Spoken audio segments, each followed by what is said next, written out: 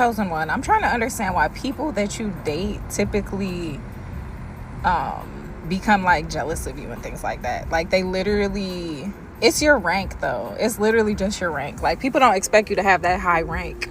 That rank that you have is like up the wazoo. I heard your spiritual rank. This is not like a joke or a drill. This is a real message for a real person out there. That's why people they gravitate towards you because of your light. I heard it's because of your spiritual rank. You probably look really good too. That could be like the initial reason. They're like, oh, he looks really good, she's really fine or whatever. I heard hammer time, but like Cardi B is significant, but like you are a very beautiful, like elegant, amazing person, and basically like people are attracted to that. They go crazy over you, okay? And then like your rank, it prevents them from being able to run certain game on you the way that they see, because you come in, you're like a human, you're like a walking, I heard telethon, you're like an equalizer or something like that. You're like a walking lesson. So you come into people's lives and you change everything. Nothing is the same after you come into people's lives. Live streams are also significant. And so once you I just saw a sign on a truck that says sustainability in action. Yeah, so once you come into their life, like nothing is the same. Like at all. Nothing is the same. And you're the ultimate like prize. You're the ultimate like blessing. There's nothing that you're doing that's really wrong. You know? No, you're not perfect. I'm saying like you're a real catch. You know, you're a vibe. You're pretty. You're cool. You're reasonable. Nothing you ask for is wrong. You see, so they can't really be mad at the stuff that you're asking them to reform. But some people, they're either gonna, you know, level up or they're gonna like fall off, basically. And when they fall off, they then have to deal with the karma of that because they came around talking that talk. And then when they decide not to walk that walk, because it takes, that's when they really start to see, wow, that's what it takes to, a Birkin bag is significant. That's what it takes to actually step with one of the OGs. Yeah, that's what it takes to step with the OGs. So don't go around saying you're an OG. Don't act like you're an OG because you couldn't even step with the OGs. Chosen one, give thanks. Somebody was aura forming you. Somebody was aura forming you, and God stopped it. So you've been going through this your whole life. Aura forming is when somebody keep you around them to make them look better. Like they benefit off your presence and your reputation. So this been happening to you your whole life. You had a protection over you. Since you've been born, you've been protected. I know you know that, but you ain't know everybody knew. Like, because the way you found out, it wasn't like, oh, you was born and you knew that you was protected and that you was chosen. It's not like that, but your family members knew something. Everybody, it's kind of like the Truman Show. Everybody know who you are, but you have to be awakened and recognize who you are through events and experiences that take place. So you keep having to lose people, and that's the part that I hate for you. You keep having to lose people, and you becoming okay with losing them, but it's affecting you, and early on it was making you feel insecure, like you was doing something wrong. But God was stopping them. That was God stopping them from benefiting from you. They know exactly who you are. Like, and for the people who don't know, like, exactly like who you are by definition, they could just look at you and tell that you are special. The killing part is you know, but you undermine it, like you play it off. You try to act like you ain't her, like you not him. Because people always leave you. I think that's the reason why. It's like you don't want people to leave you because they think that you better than them. and they was gonna leave you anyway so that they can make you feel like they better than you. Sometimes these people was only coming around you to act like they better than you. Like they want your title, they want your position, and so they can't really take it. So the only way to have it is to make themselves feel superior to you. And so now they got it in their eyes. But God said, don't worry no more. Don't. Do you know the power that your voice holds? Like, do you actually know how powerful your voice is? And like,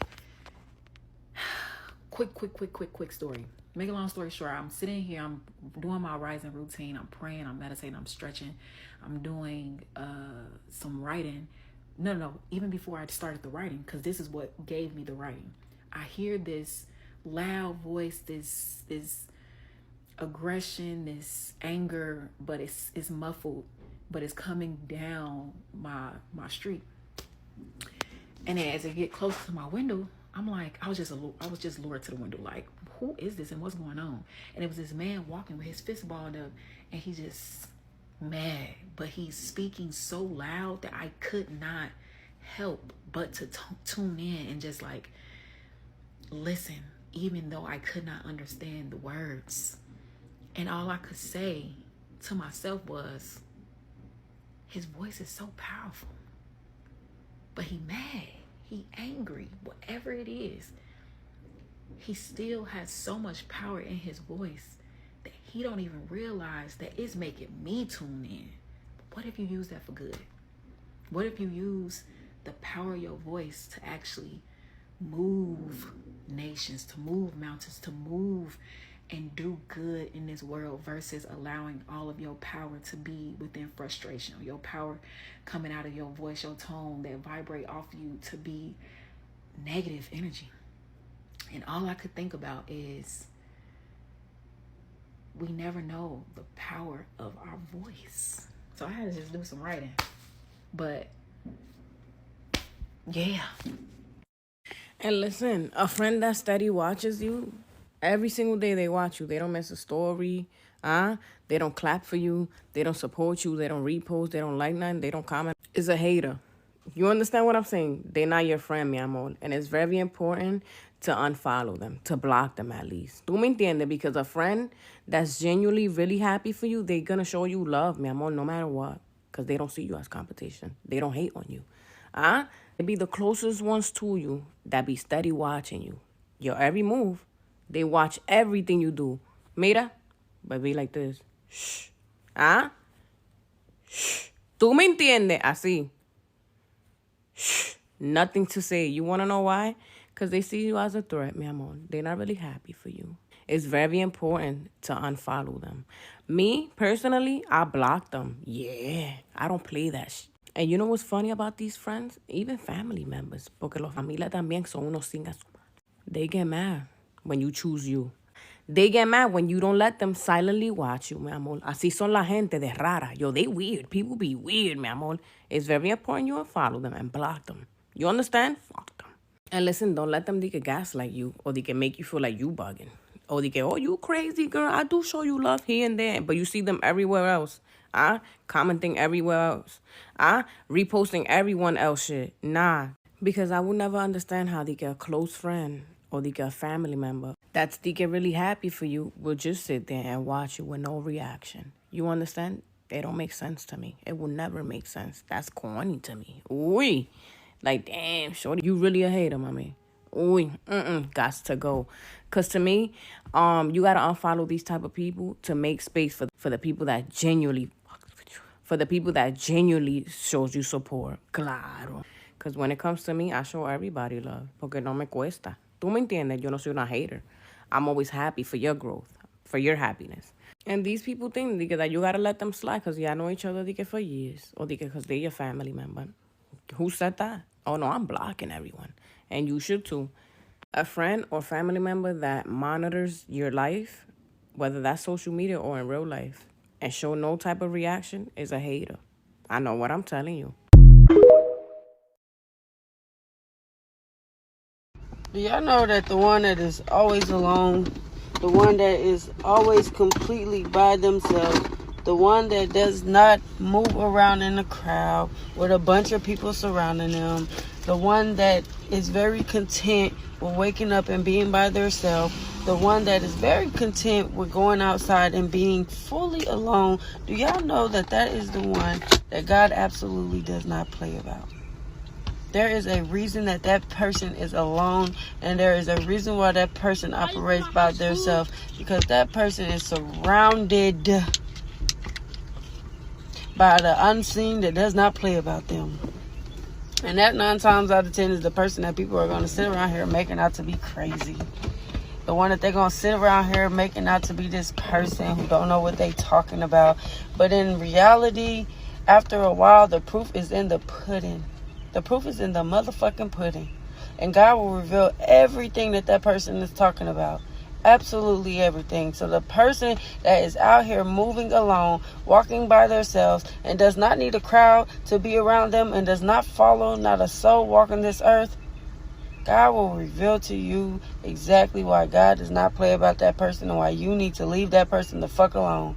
So when y'all go out here targeting people, when y'all go out here making a person your little project or your little experiment that you think that you're about to experiment on, you need to do your fucking research. You need to do your homework.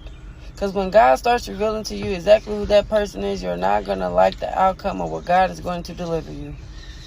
So y'all need to do y'all homework when y'all out here bothering folks who mind their business, who don't bother nobody, who be content with being absolutely alone, who be perfectly fine with being left the fuck alone and not being bothered by a single soul, who is completely content with their phone not ringing from nobody because they learned that people are not who the fuck they paint themselves out to be.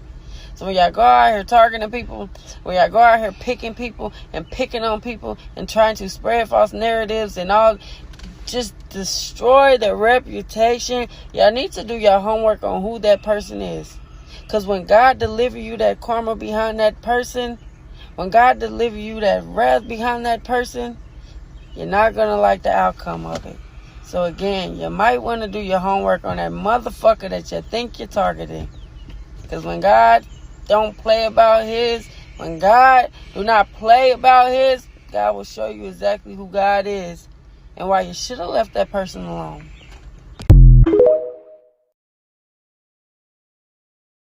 After a chosen one isolates, you need to stay far away from that motherfucker. If you are not chosen and you around the chosen one after he or she isolates, I need you to understand that after that isolation, God has gave them psychic abilities. God has almost gifted the chosen one with everything because it took obedience through that isolation. So it's almost like God levels you up. God levels you up financially. God levels you up physically. He increases your discernment. So if you're trying to play with a chosen one after isolation, I need you to understand that they see directly through you.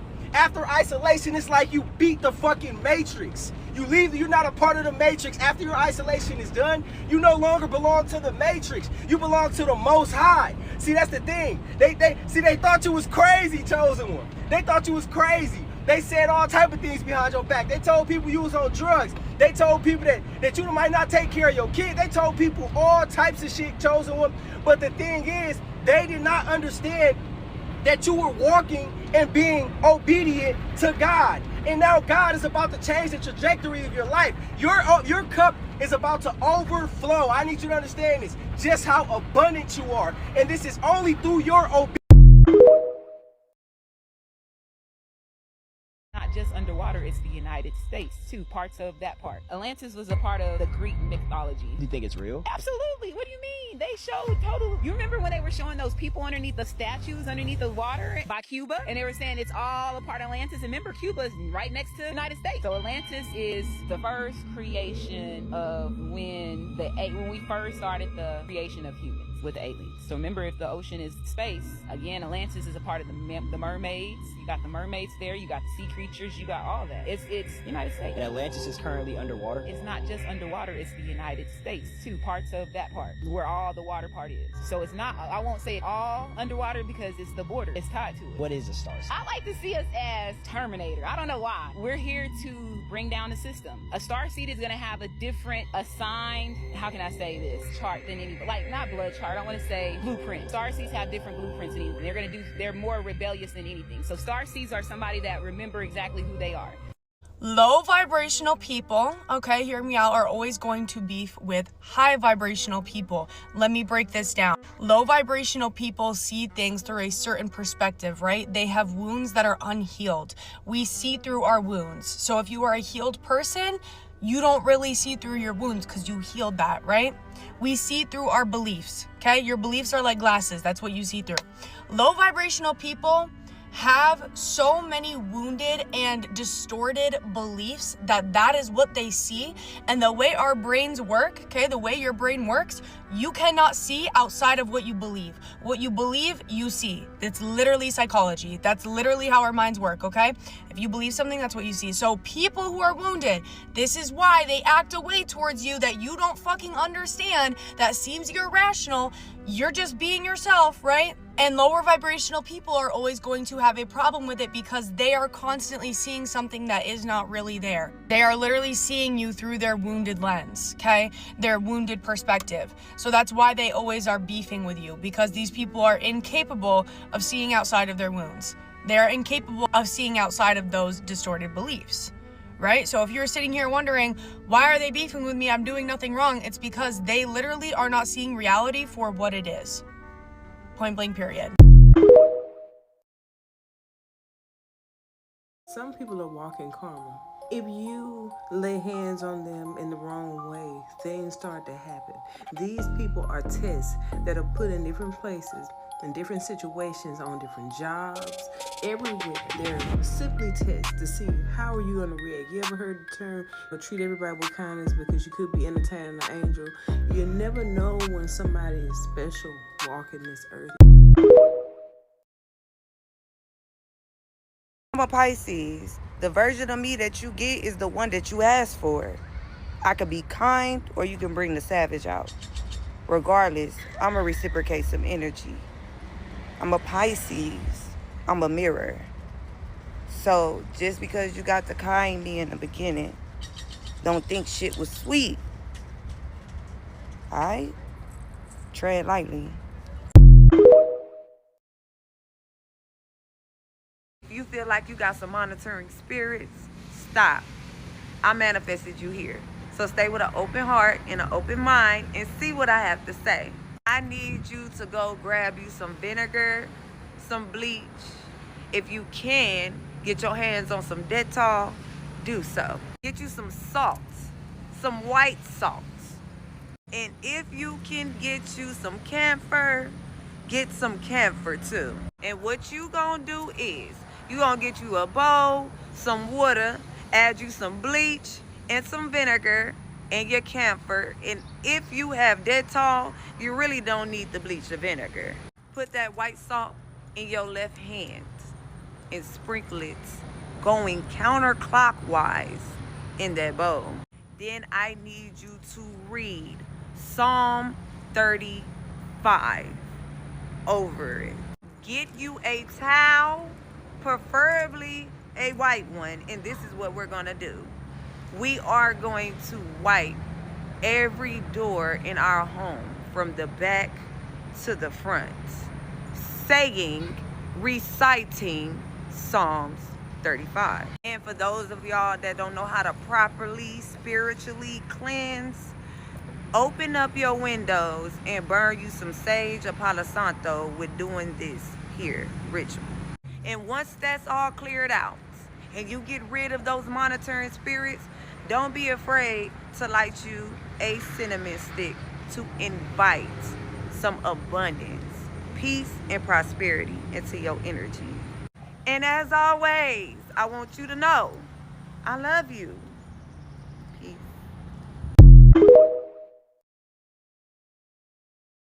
Morning, you guys. Today's topic will be learning how to control your emotions. You guys, no matter how betrayed, upset, how angry you feel, learn how to control your emotions. Stop putting yourself in situations to where you have to sit down and think later like, dang, I should have done this different. Dang, I should have done that different. You guys, God put you in a situation, or God take you through what you go through for a reason. Let it go. Once he show you this person not for you, or once he show you that this not gonna work out, let it go. The more you continue to go back, the more that hurt or whatever, it's gonna get worse. Let it go. Not saying that you guys' feelings are not valid, but learn how to control your emotions. Especially if you got kids, learn how to control your emotions. Ain't nothing worth getting tricked off these streets, you guys. Like, learn how to control your emotions. Everything does not deserve a reaction. No reaction is better than a reaction. Remember that. Someone tried to destiny swap with you, but now they come and give you your destiny back. They give you all your stuff back that they took from you because they said it's too much. They can't be you. They can't walk in your shoes. It's too much. Your shoes is too much to fill. It's too much to be you. It's too much energy. It's too time consuming. You gotta actually do the inner work. You gotta actually be a kind person. You gotta actually develop your character. You gotta be loyal. They said it's too much. They come to give you your stuff back. They said, I don't want it no more. It's too much to fulfill. You see, at first, people saw your future. They saw your life. They saw what type of partner you would end up with. People see your anointing on you. People see things on you. They see your light. They see these good qualities about yourself. They see it on you. They see the way others love you. They see the quality of a partner that you attract. They see the type of friendships that you attract. The opportunities you attract. People see these things. And some people stood on the sideline and they said, I want that. They said, I'm tired of sitting up here in my world, unhappy with the cards that God dealt to me. This person seems happy with what they were dealt with. The cards that they were dealt. I want their cards instead. Not realizing that you could have been dealt not a good deck. Meaning, you chose to work with whatever God gave you, the cards that God gave you. Play your cards right. You played your cards right. They had their cards, which had a whole bunch of opportunities in front of them. They saw what you were doing with your cards, and they thought, like, you know, I don't want to do the work. I want what they have. I don't want to do the work. I just want to swap places with them. That's what they were thinking. I want to swap places with them. And they attempted to. They attempted to destiny swap you. This is why for some people you went through periods in your life where it seemed like you was experiencing a whole bunch of bad luck. So they were trying to destiny swap you. In order to destiny swap you, they had to enter you. They had to sabotage you. They had to hide you so that they can appear as you. So that they can be you. They had to try to get the original out the way so that they can copy you in peace. But it didn't work. They thought if they took certain things from you, they sabotaged you enough, if they hindered you enough, that they could take your destiny. They thought that you would never be happy without those things, without the opportunity that they worked so hard to try to take from you. But God made sure you still was good, regardless of what these people was doing. God always going to make sure you're good. Regardless of what circumstances and predicaments that you're going through, you're always going to have helpers sent to you by God. God always going to make sure you're straight. I've had that happen, where there was times I didn't know how I was going to see a way out, and then, boom, God sends me somebody to help assist me. But you have to have discernment, because, you know, there are people who try to take advantage of you in your vulnerable states. So you have to know who's there to help and who's there to exploit. But yeah, so they tried to destiny swap with you. They said, yeah, if I take this from this person, there's no way they can live without it. There's no way they can get back up. There's no way they can ever be happy again. There's no way they can reclaim their destiny. But they didn't really realize that it was never on you, it was in you. It's your essence, it's your spirit. It was never on you, it's in you. But yeah, to sum up this video, they tried to destiny swap with you, and they said it's too much. It's too much trying to be them. It's too much. I don't want to do this no more. I got to deal with the things that they deal with, all this hate, all this, you know, opposition, you know, the obstacles that come with your path. They said, I can't do this. Let me give them their destiny back. It's too much. They tried to steal your future partner. They said, this too much. I got to do all this to keep this partner. It's too much. They said, I got to do all this. They're giving you your destiny back. They say, I can't do this. It's too much for them. They said, your destiny is too much, too heavy. They didn't think it would be as hard. They didn't think and know how much work went into it behind the scenes. So they said it's too much. So they come and give you your stuff back. Because they wanted to steal your destiny because they wanted the benefits that came from it. The partner, the fortune, the purpose, the position, without realizing how much work that it took to actually go into it. They said, you can have your destiny back. I'm done fighting you for your own destiny. You can have your stuff back. It's too much. Clean your motherfucking mind. Wash yourself. Cleanse yourself. Be pure. Be pure. Be grateful. Be happy. Be excited. God gave you another fucking moment, a second. Be grateful, man. And never let desperation change your destination. Never let frustration change your destination. Never let temptation change your destination. Yeah, it's hard. Yeah, it's hard. But it's worth it. God is hard, but He's not denying you. He's delaying you. And that delay is preparation. He's preparing us, man. And not only are you smarter than you look, you never say everything that you know, which is why people end up feeling tricked by you. They watch you, they study you, they make assumptions that you are naive or that you are green, not realizing just how much wisdom and how much restraint you actually possess. Not realizing you only aging backwards because of the fact you use your tools, you use your wisdom. That's why people who try to get close to you knowing they have underlying bad intentions or hidden agendas always end up resenting you, because they think it'll be much easier than it actually is to penetrate your bubble. They think that it'll be easy based off their assumptions to infiltrate your spaces, which is how they end up offended when they realize you know how to be both polite and kind, but also you know how to stand on your boundaries. You understand that everything is not for everybody. You don't give people access to you simply because they are in proximity with you. You don't assume because you and someone may have similarities that may appear that you are the same, that automatically means that you are supposed to be close. You use your discernment to make sure you are not confusing someone's personality with their character, because they can be cool for now, but long term, the pattern will show that they are not the kind of person you need to invest into long term, which you only know because you pay attention and do not jump into connections prematurely. People get entitled to your energy too quickly and then end up offended when they see that you possess the level of independence and self-sufficiency and autonomy where you don't need to be a part of codependent relationships.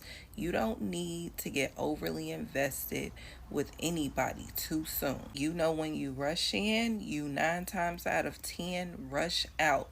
So you are intentional about collecting the data. You do a lot of your work in silence. Other people may come to you and talk about their plans a lot, talk about the things that they currently have going and the things that they're doing. But there's something very private about your energy, because you understand that when something is in utero, when something is in formation, it's best not to disperse the energy too fast. And there may be people that are looking at you, not even realizing the level of work that you do on a daily basis in multiple areas of your life, because you're humble about it. You don't have to be loud. You don't have to scream it to everybody. You don't need everybody's validation. But the work that you've been doing in private is about to be recognized in public. Nigga, stop acting like you got $1 million, nigga. When you ain't got 100, just tell the bitch I ain't got no money right now. You know what I'm saying? But you know what I'm saying? If you got some conversation, man, that's worth all the money in the motherfucking world. It really you know what I'm saying? Because these bitches don't care what you got. You know what I'm saying? Yeah, they fuck with you, man. Yeah. Hey, look, check this. If a bitch care about what you got, nigga, and you sweating that, you's a goofy motherfucker. Cause my presence, bitch, is bigger than any bag you could ever give me. Straight out. A lot of times motherfuckers be getting it misconstrued, putting money before presence, my nigga. Yeah. The protection, the game, the laughs, nigga, the vibe, nigga, that shit is worth millions and billions of dollars, my nigga.